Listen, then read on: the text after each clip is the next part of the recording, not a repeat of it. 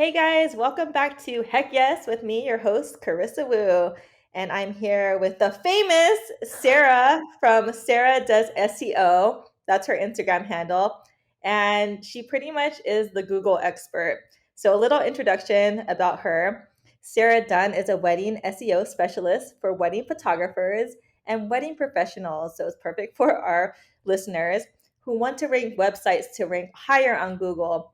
With a knack for making SEO easy to understand, she's created a unique wedding SEO framework that simplifies what it takes to get your wedding business in front of your dream client. And something crazy when I read this, she was named Wedding Pro Educator for 2022 and has presented to audiences including Wedding Pro, WIPA, and Wedding MBA. And me trying to get in that industry, I know it's very difficult. So maybe you could help me in that aspect later on.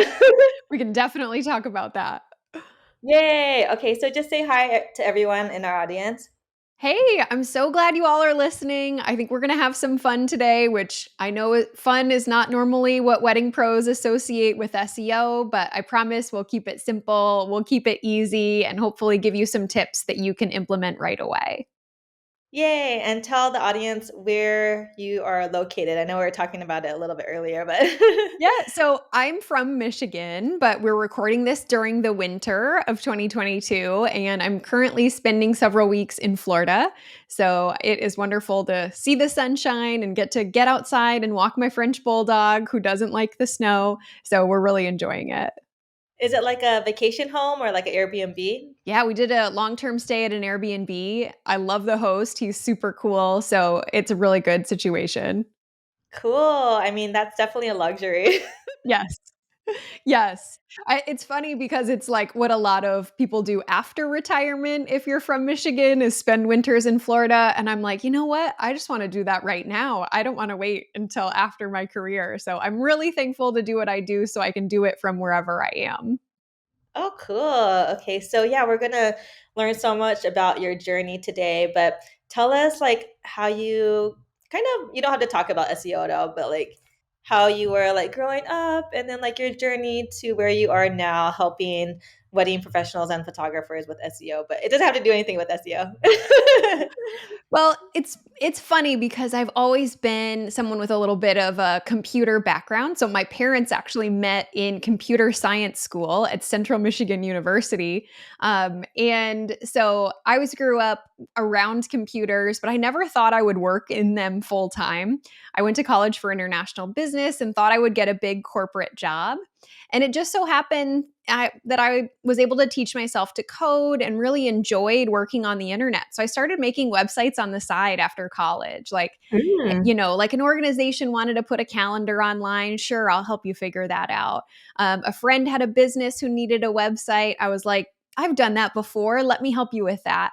So it was kind of a hobby and something I did for fun. And then about 2012, I realized that people would actually pay me to make them websites and do Yes. digital marketing. And so I made it a business and I did general digital marketing and strategy for about 7 years before I started working in the wedding industry with wedding professionals, specifically helping them to show up higher on Google. And it's fun for me because it's something so specialized. I never thought that I would just work with one industry on one service, but it's really helped me to be able to really focus on SEO in a special way and think about all sorts of SEO advice from one perspective and just really fully understand the way that engaged couples are searching online.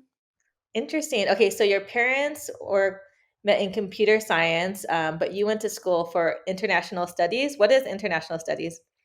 So it was actually a management degree with an international focus, and I just Okay. really enjoyed it. So I got to take coursework like international marketing, so where you're talking about selling to people of different cultures. Got to take a course that was on managing people from different cultures, and that was just curriculum that I found really interesting, and that's how I ended up in it. But I really didn't know what I was going to do with it. Interesting. And what do your parents do now? I mean, if they're retired, but like what were their profession you growing up? Yeah, so my mom actually worked as a computer programmer for the Okay. government.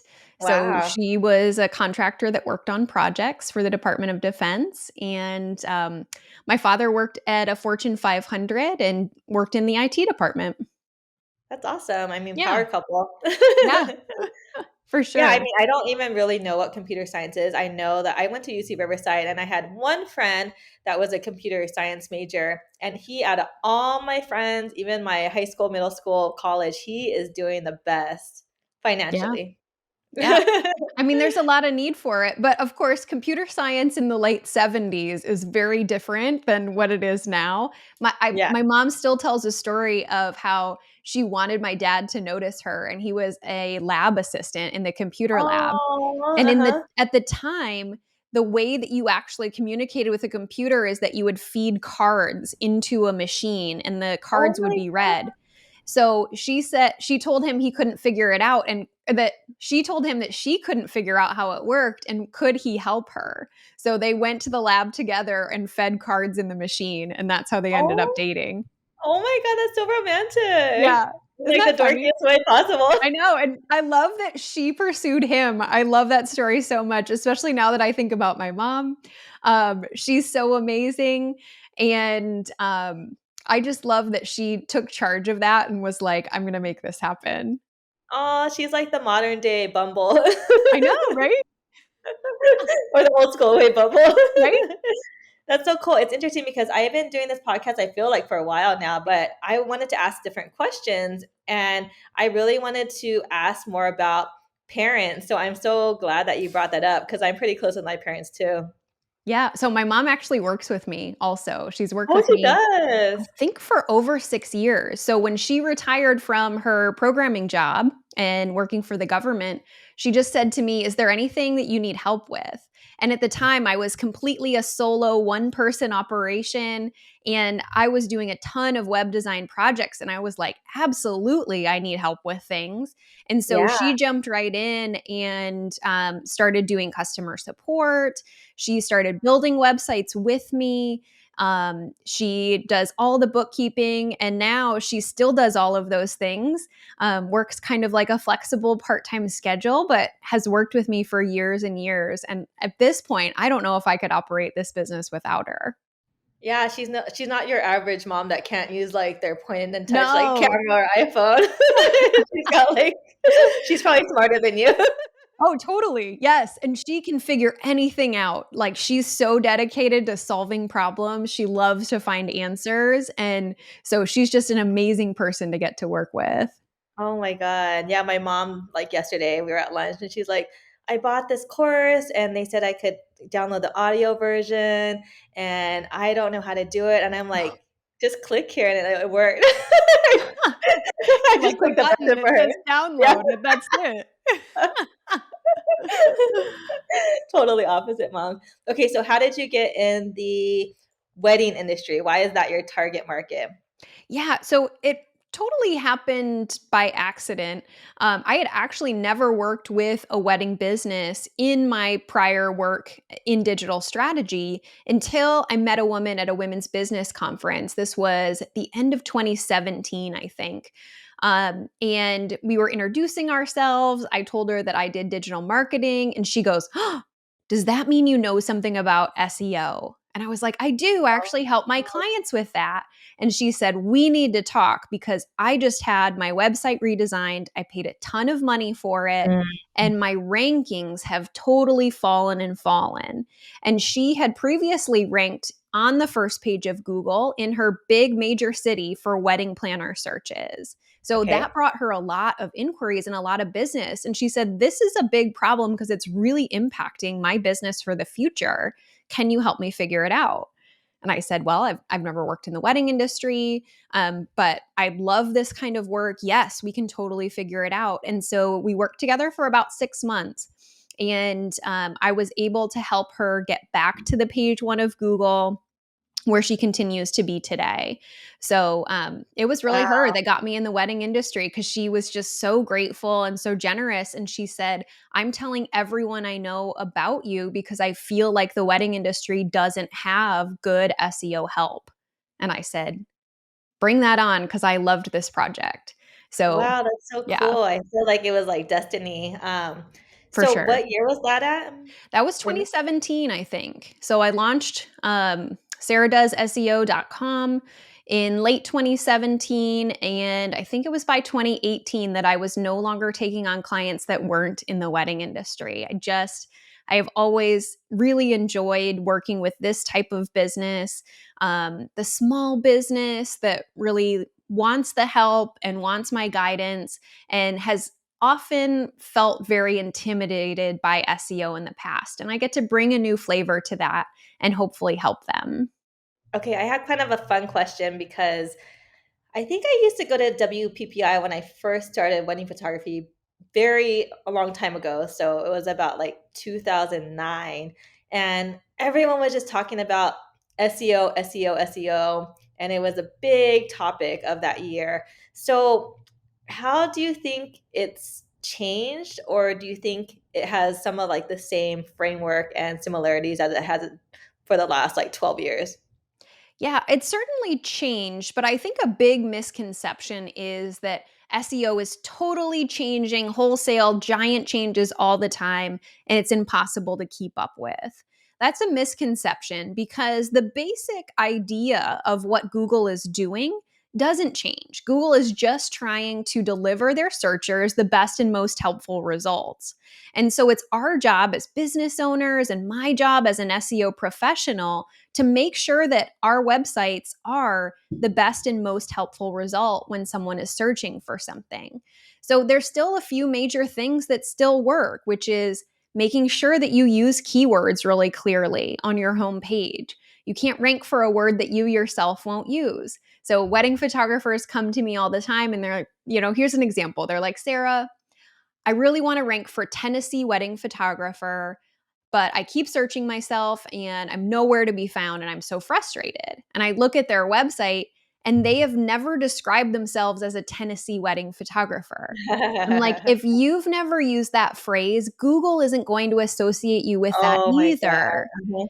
And that's totally the same as it was 12 years ago. Now, what Google has changed is Google is getting better at discounting things that people do that are kind of like weird SEO techniques. So, like, you Mm, used to be able to sign up for all sorts of online directories, and that mm. gave you more reputation on the internet and it could help you rank higher on Google. Google's figured out when you're doing that without Oh, actually having much of a reputation. okay. So, the way that Google has changed over the years is they're always trying to tweak to make sure that people that aren't actually the best business and the best search result, make sure that those people move down, while the businesses that are more established in their market, have better reviews and better reputation, that those are the businesses that show up higher. So, even though I've been teaching SEO for the wedding industry for almost 5 years now, I haven't really gone back and had to update a bunch of articles on my blog or re-record a ton of videos for my course, because the way that I teach SEO is more long term and really focusing on making our websites the best and most helpful result. Yay. I mean, that was a great answer. And I guess Google does have some integrity to, push up the people that actually are in it to win it, right? Yeah, Google's trying. It's Yeah. really, that they have to basically be using a robot to try to make decisions like a human would. So you and me, we can look at a couple different businesses and go, "Oh, this one seems more credible. This one, the reviews seem really good." As Yeah, yeah. humans, we can make those choices. And what Google is trying to do is teach their algorithm, or basically a robot, how to make similar choices in deciding who's actually going to show up. Oh, I love that. Okay, so I wanted to know if do you have any statistics about like how percentage wise, like how many brides find their photographers through Google versus maybe like affiliate marketing the not or through Instagram or through Facebook? I don't have any statistics. I don't know if there's been a wide scale, unbiased study Uh-huh. on questions like that. I know that certainly couples are searching on Google every single day. I don't Yes, know I what think so too. percentage of them find their vendors in that way. And you have to remember that sometimes People discover you through one platform, but then further experience your business through Yes. another. And they don't always remember what that original point of entry was where they first heard about you. So, maybe someone has mentioned someone's photography business, your friend, they got married, and maybe that you remember that they had a certain photographer. But then you go to Google and you search for photographers, and then you see that name again in the list. So that's the one that you click on. They actually heard about you through a referral, but they further experienced your business through Google. So Yeah. there's many touch points, and it's hard to really say how someone actually discovered your business. But with SEO, we try to increase our business's opportunity of being found, because we don't want those times when people say, "Oh, I wish I would have heard of you before I hired Yeah, my yeah, yeah. photographer." We want to make sure you at least get the opportunity and that you're showing up when people are searching. It's kind of reminding me of like this is totally a bad scenario, but like to compare it to, but the Tinder swindler. Like, say you find someone on Tinder and you want to Google them, and then you Google this guy, and you see like he has like his parents own like a gold mine or something, or oil field. You want to like look at your photographer and search your name and see what's coming up. Like, are bourgeois photos coming up? Like, are good photos like that represent your brand coming up? Like, people do their due diligence if they hear their name, like you said, from friends, they're gonna Mhm. Google you. So what do you see when you Google your name? I'm a little scared to Google myself right now. Yes. Yes. Well, that's such an underappreciated aspect of what I do. Everyone who comes to me, they're like, "Well, I want to make sure that I show up for these keywords where people are discovering me." Tennessee wedding photographer, Atlanta wedding photographer, or Georgia wedding venue, something like that. But there's also an aspect of what I do where we try to influence what shows up when people are already aware of your specific Mm, business, and they're mhm. doing a little bit of that due diligence and going, "Okay, like, I've heard of this person. I'm going to Google them and see what I find." And you got to remember that when people search for your business, over on the right side, when you're on a computer, is that panel of information and then the listing of your Google reviews. So you've got to make sure your Google business Yeah, profile is up to date. I do a ton of that kind of work because that is kind of like someone's first experience with your business when they do Google you. What photos are showing up on Google Business Profile? How many reviews do you have over there? Have you filled it in with all the information that's possible? Made sure it links to your website? That kind of thing is underappreciated but very important. yeah, all this is sounding so exciting, which you are making SEO super fun. I wanted to ask one last question before we go into our hot topic, but it's kind of a personal question. Okay, so just kind of emphasizing to our audience, like, hello guys, wedding pros, wedding photographers, you have to rank high in Google. It's very important. People want to Google like the best Los Angeles wedding photographer, the best Torrance wedding photographer. But for me, I'm a coach, and I feel like a lot of wedding photographers don't even know they want a coach. So, Mm. do you feel like SEO is so important for my website, or what's kind of like your take on that? Yeah. So I do occasionally come across businesses where they're doing something unique or special, and their end client might not even quite know to look for that. One example is like I had someone come to me, and she is a virtual wedding couple coach. So she's Oh, not exactly a wedding planner, but she helps uh-huh. coach people through their process of planning virtually. And I'm like, no one's going to be searching for virtual wedding planner or virtual wedding coach Oh, or yeah. something like Uh-huh, that. uh-huh, uh-huh. And so, what's really important is that you think about the questions that your Okay. ideal clients would Mm, have before they make the decision to hire you. You have to bring them in, usually using blog content, and then present yourself as the solution. So, for you, I think you should really think about what are those things that photographers might be struggling with that they're going to ask Google for the answer. You can provide them oh, a great answer, and then you can say, "Hey, I'm Carissa. I've done this for so long. I offer mentoring and blah, blah, blah." And then you can link them over to your services page. And then they're I love introduced to you before they're even solution aware, which is really powerful. that. I love that you said that. It's kind of like going for full circle because my assistant, she's really helpful, but she was going on some forums, like wedding forums, and seeing like what couples ask for or what photographers are asking. And some people were asking for like portfolio audits. So that's something like I put on my Calendly, like, hey, I'll do like a portfolio audit strategy call.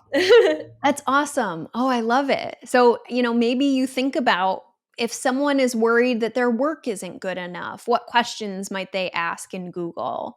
And then you could recommend that the portfolio audit is the best way to get personal help with that. I don't know what those questions are, but I'm Yeah, sure yeah, that there yeah. are things that you can think of that people might be asking. And literally, all you have to do is think about that question that someone might be asking, make that the title of the blog post, and then Okay. make your answer the copy that's within that blog post. Oh, I I did this love that. myself. My most popular article on my own website is what do I name images for SEO? And Mm, that is literally the title because that's a question one of my clients asked me. And uh-huh. I wrote her up a really detailed answer. And then I said, shoot, you know what? Other people probably want this answer too. So I just went to my blog, made the title the question she asked. I expanded on the email that I had sent back to her and I published it. And that post Wow. has gotten many thousands of visits ever since. And just because I posted it on my blog as kind of a Q&A. That's kind of like an aha moment for me to like for my titles of my podcast. Yeah. Yes. Yeah, think So about how cool. that Yeah, podcast is answering a question for someone. Make sure you're doing a compelling title. cool. So like specific, but that's what gets the most engagement. Yeah. Interesting. Yep. Okay, so I'm sure you touched upon some tips already about SEO, but our hot topic today is tips about SEO. Fire it away with number one. Tip number one for SEO is that you can't get found on Google for words you don't use on your own website. So I kind of teased this earlier, but my tip is that you need to make sure that both couples and Google understand exactly what you do and where you do it as soon as they land on your website. Okay. So that means on the homepage of your site, make sure that somewhere near the top, you are using that most important keyword that describes your business. Tennessee wedding photographer, Georgia wedding venue, whatever that is. You can't get found on Google for a keyword you don't use yourself. So that's tip number one. Okay, so would it just be as simple as that? Like, I'm in the South Bay, like Torrance wedding photographer. Would I do like Torrance wedding photographer or like Los Angeles wedding photographer? Is it better to be more broad or more like specific? Yeah, usually for a big competitive market like LA, I would probably tell you to be a little more Yeah, specific. yeah, yeah. So that's what I would probably lean towards is a more specific area. And there are tools that you can use that actually give you some information about keywords and how often they're searched online. So one that I really like is called Uber Suggest. I teach all my trainings and my boot camp using Uber Suggest. And you can Cool. actually type a keyword idea into that tool and it will immediately spit out how many times people type that into Google every month and also some related or recommended keyword ideas as well. So you can double check that people are searching for that area. Oh, I love that. And then would you just put it on like the homepage? Or are you trying to like write that phrase like over and over again on the website and every blog post? That's a great question because that's another misconception that I see. People think if they want to rank for that one keyword, they need to use it on every single page of the website. And actually, that can confuse Google about which page of your site you want to rank for that keyword.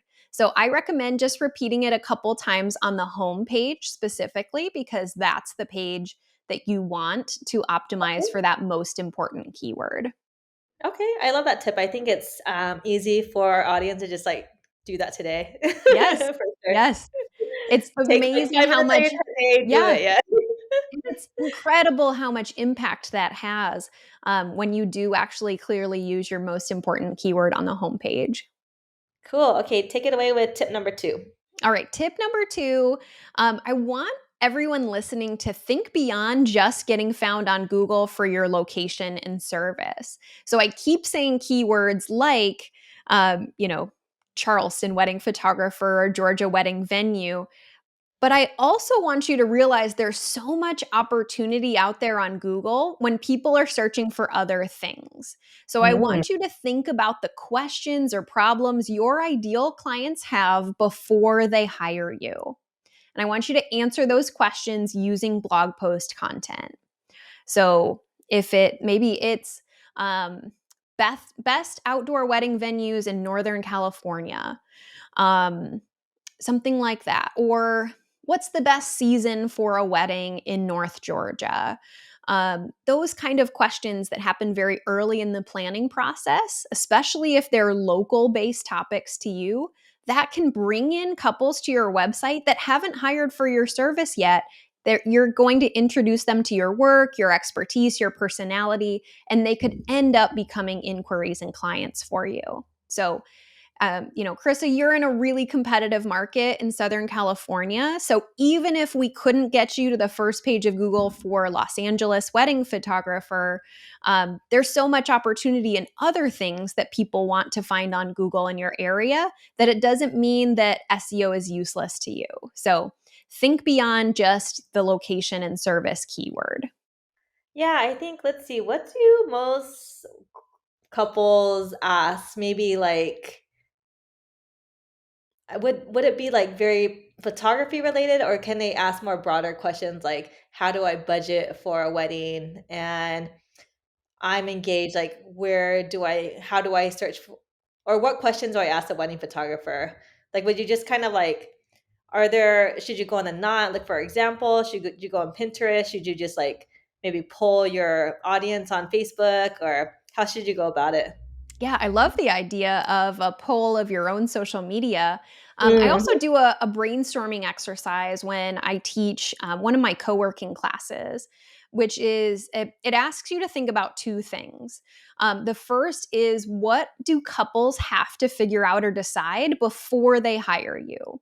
Because mm, there are so many things you could write about, but those are all things that happen after they've hired a photographer. Like, what to wear mm, for your engagement photos or how to plan your mm. photography timeline. Those are the types of things that photographers tend to focus on giving advice on. And the problem is that all those things happen too late. That if you bring in Google searchers looking for that information, they've probably already booked their photographer. So it's Interesting. really important to think about the decisions they need to make before they get to your point in their planning process. And that's why I love when photographers, like I mentioned, make a list of their favorite wedding venues in a certain area. Usually the venue is chosen first. So if you help a couple to find a great venue and you show examples of your photography there, then you've introduced yourself at the right point in the process. So that's one of my favorite blog post ideas for planners and photographers and anyone else who works at multiple venues is create a top 10 list of your favorite venues in a certain area. You can also make that list about a certain type of venue. So maybe you love working Mhm. at downtown Wineries or venues, yeah, uh-huh. wineries, yes. Um, think about the types of venues that attract your ideal weddings, whether that's wineries, industrial, breweries, unique is a really good keyword, 10 unique wedding venues in Southern California. That's my favorite type of blog post to see photographers do. Yeah, I wrote a really special blog post about how to make your wedding stand out. And it really talks to my ideal client, which is kind of like the hipster couple that has like food trucks and like kind of quirky Yes, things at their wedding. And they use like Polaroids and kind of like fun things. So it just it really speaks to my audience. So they could I could show my work and they could be like, oh, that's so us, like she's fun, we're totally. fun. I love it. I love it. Yeah, I think for you, finding some unique wedding venues. So if someone is on Google searching for unique wedding venues, they probably want to do something different, and they're probably a good vibe for you. Yeah, that's way better, but I didn't have you back then. That is You a still much have the better chance. title for sure. That's a more searchable title for sure. So I know. So it's interesting because when I try to teach SEO, a lot of my students ask, it's really hard for me to explain it. I obviously could refer you now, but it's just like literally the questions that your ideal client are asking. Yeah, that's the content to write about. And then, of course, showing off your work. I can't understate the importance of writing your real wedding blogs, actually doing those recaps of past weddings that are at venues that you loved working at.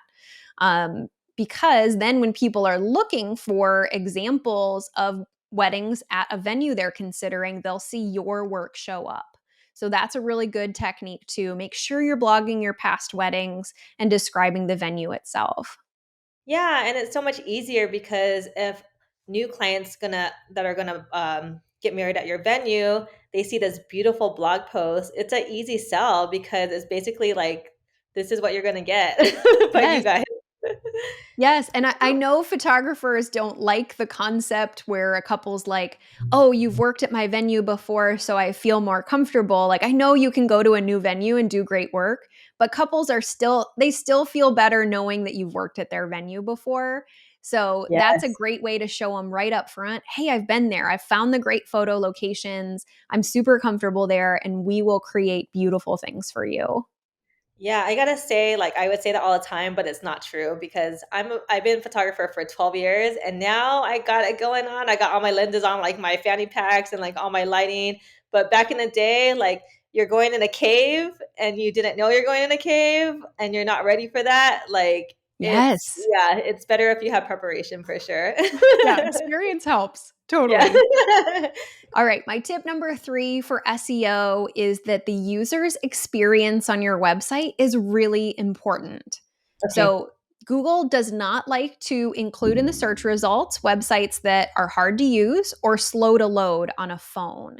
So, I always recommend to wedding professionals occasionally do an audit of your own site. Mhm, Go mhm. to your website on your phone and see what the experience is like. All of us as website owners, we tend to look at our own site and edit it on a computer, but more than half of your website visitors, I guarantee it, are using their phones. And your Yeah. website needs to be easy to navigate so people don't leave it immediately. And it needs to guide them to the important information that you want to share. So, user experience not only is great for your business and your inquiries, but it can also help you show up higher on Google. Yeah, it's kinda crazy. I'm so used to being on my phone. I mean, we're doing this on my laptop right now because I have to, Yeah, but I'll literally, like, have a laptop in front of me, but I prefer looking at my phone because 'cause I'm just so used to it, even I though it's, like, know. much bigger on the screen. I know. And that's everybody, your engaged couples are, searching through a few things secretly while they're at work, or they're sitting on Yes, their couch at night while the TV's playing and they're double on the pot, screening on yeah. their phone. So you got to make sure that it makes sense. And it's amazing to me how many websites look great on the desktop and then things end up really jumbled and strange when they're made smaller on the mobile screen. Yep, it happens. Hmm. I used to use, like, Show It, back in the day, which I still love Show It, but the Hmm. interface was different, and then it says, like, what it would be on the phone or displayed, and then I would go on my phone and then, like, everything's messed up. So, I'm sure they fixed it, like, years ago, but it gets frustrating, so sometimes you have to hire out. Yeah. And you got to take the time and do it. I love Show It for the fact that you can totally customize the mobile experience, but you also have to remember to do that. So, I actually added some headings to a client's Show It website this week for one of our SEO Fix clients. And it Oh, looked okay. great on desktop, and then I switched to the mobile view and I realized they were all overlapping. So I had to do a bunch of work to move Oh, elements around and make sure that it looked just as good on mobile as it did for me on desktop. So, Show It is one where you have to be really careful because you have so much control, but it can look totally different on your phone. yeah, and we'll talk all about, like, how to work with you, in a bit, but I'm just gonna do a quick recap. Yeah. So tip number 1, make sure on your homepage you actually say, like, what you do and your location, Yep. like Torrance, wedding photographer, Palos Verdes, wedding photographer, and that should be, like, your priority. A good site that you suggest is called Uber Suggest, so go check it out if it's an app or it's on your desktop, but it's gonna help you with your keywords. That's a big takeaway from today. Number 2 is think beyond. So you talked a lot about blogging, and think about like the questions that your ideal client asks. I think for me, it would be like even going back and like, what camera lenses do I use for a wedding? Yeah. Or what are your favorite presets? Or what do you do if your SD cards get wiped? Or how do you protect yourself?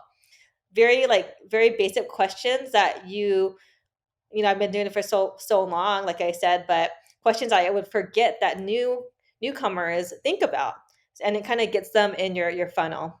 Yes. Um, and like we said, like best venues in your area or your favorite spots for the engagement session, location based are always very good for SEO. Yes. And show your work off. My blog was my first child. People don't like when I say that, but it's true. Yeah. I dedicated everything to my blog, and I was kind of introverted. I'm a little more extroverted now, but I literally all I focus on is my blog. I even told people, I was like, if we don't shoot now, you're not going to be in the blog. Like, we have to get magic hour photos. Like, I'm really into my blog. It's my baby, like really my firstborn. Oh my gosh. Controversial topic, but my blog is my baby. Now I'm too busy for it. I'm coaching, but I focus more on like reels and stuff. But go check out my blog. It's really perfect. Yeah, I will literally like go into Photoshop and like squeeze in their necks, like, Oh and my their waist. gosh. Like, I was crazy about like being perfect. That is Yeah, crazy. yeah, so crazy because it's like it's my work. It's like literally like you spend 8 hours a 12-hour day and you want to showcase it off. Like Yes. I say, like if it's on my blog, it didn't happen. Totally. It's like Forget the social memories. media Yeah, now. yeah, If it's not on Instagram, it didn't happen.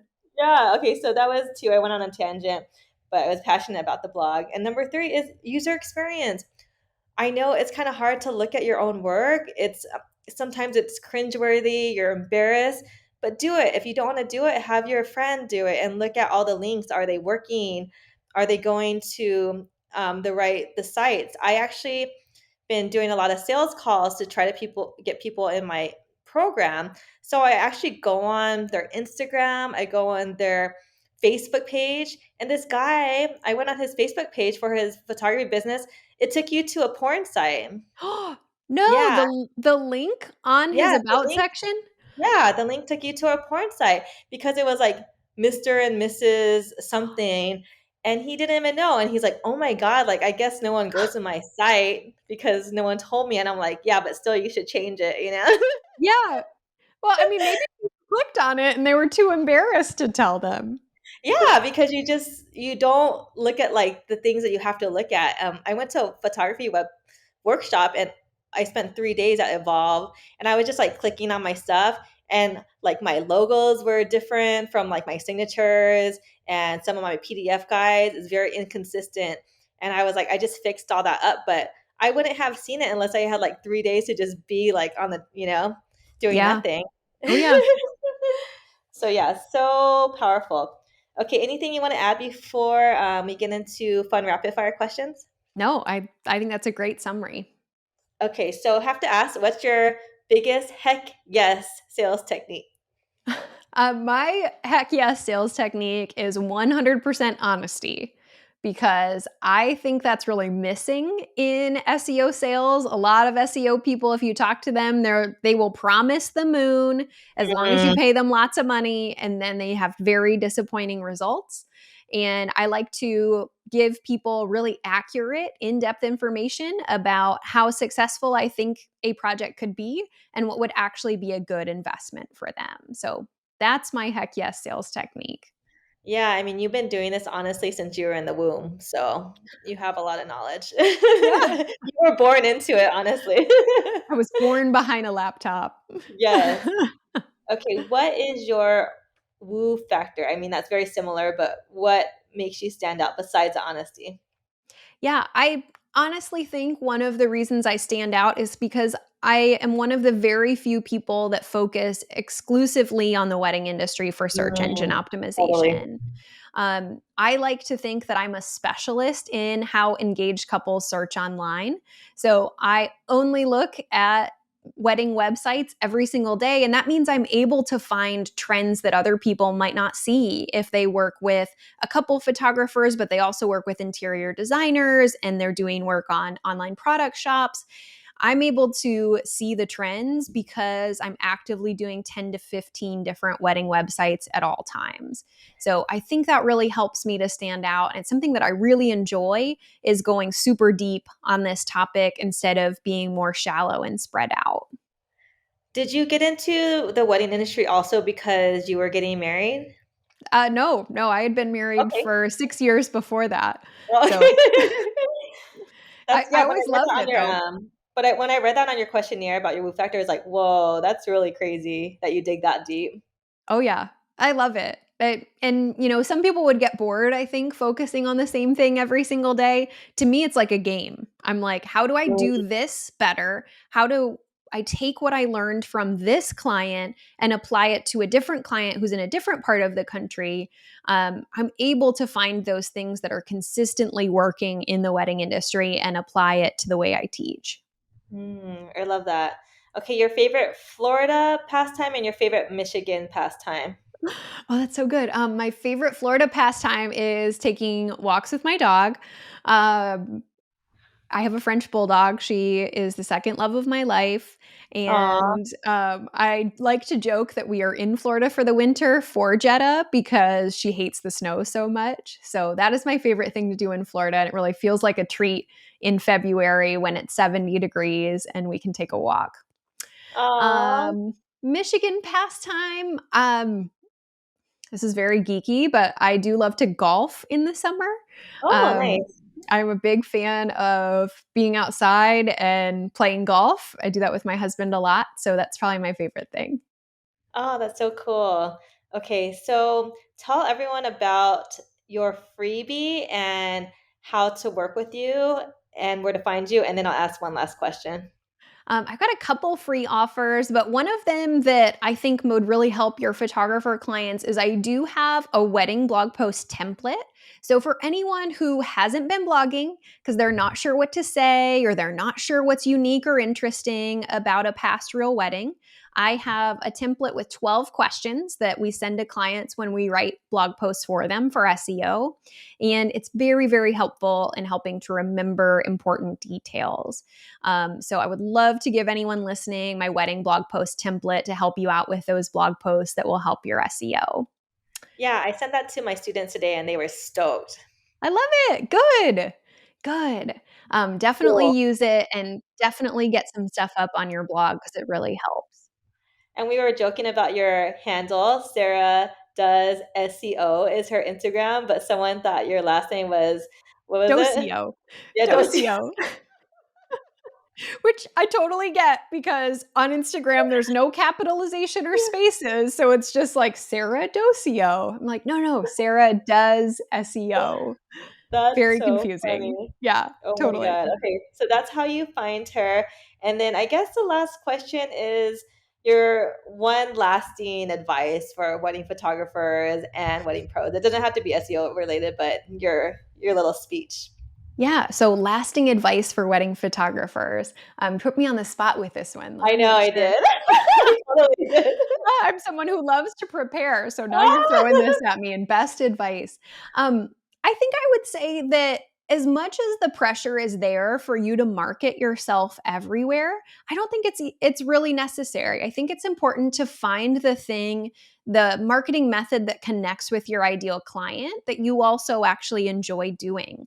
And that might be in-person sales, that might be making connections with venues, it might be Instagram Reels, and it might be SEO, but there's no right answer for everyone. And it's really important just to test out and see what works and then not feel that pressure that you have to do everything. Yes, do less with doing more. No, doing more with doing less. Yeah, that's right. Yes.